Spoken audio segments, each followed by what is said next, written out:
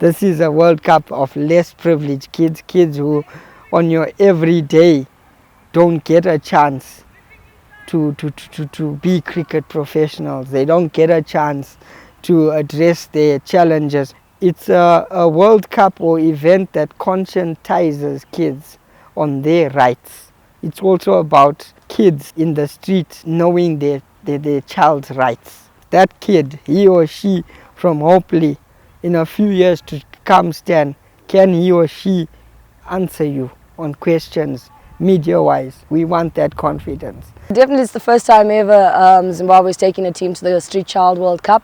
It's been a very, very rigorous process. We've had, because Grassroots Zimbabwe is a big organization, we have over 10 different cities involved, so it's been crazy having coaches sharing input on different players and people. Obviously, it's only a squad of 8 that's traveling, so hard to make the short list, hard to cut players down, but we're looking to give those people that we can the most exposure that we know will benefit from it as well, because it's a big tournament and you never know who's watching and what opportunities can come out of it for the kids as well.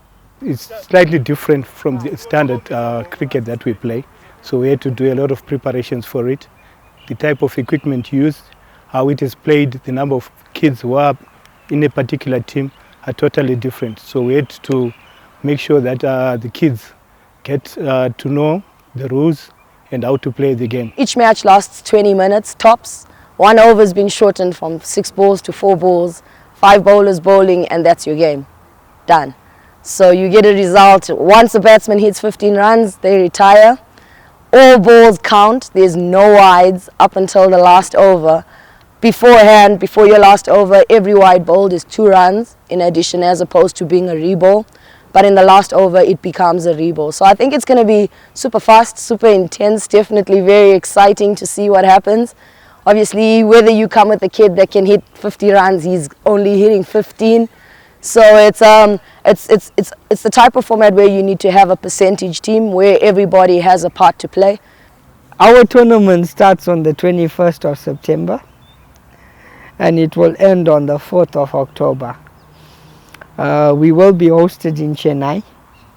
Accommodation is paid for by the tournament organizers, everything. We fly out on the 21st, the evening of the 21st. We land in India on the evening of the 22nd. Our first game is like on the 24th. Our groups have not yet been settled. We actually, as you know, as I said this, my fingers are crossed that we don't meet a team like South Africa or England early on. I'd like us to start light and then get competition later. I think we've prepared as well as we can given the circumstances. At the end of the day, we're doing this for the kids. It's about the kids. Yes, we want to win, but at the end of the day, it's what opportunities they get out of it and what they learn out of the experience as well. So definitely going to participate. I want to win. I'm on that, but my first priority is getting the kids to enjoy and learn new things, because that's what it's about. At the end of the day, whether you win a trophy and come home or not, it's about the experience along the way that makes the journey count. Street Child as an organization together with Grassroots have what we call a leadership program. These leadership programs identify these kids and then grow them into leaders of the future. Should they go all the way to the final, which I'm confident they will, because they've been well prepared, but there's a cup, there's recognition, comes also with a lot of international network. These kids are just not stopping here, right? There's going to be advocacy. Street Child in conjunction with Grassroots is connecting to universities in India, in Australia. These kids are going to be enrolled into there once we pick up the line of their passion.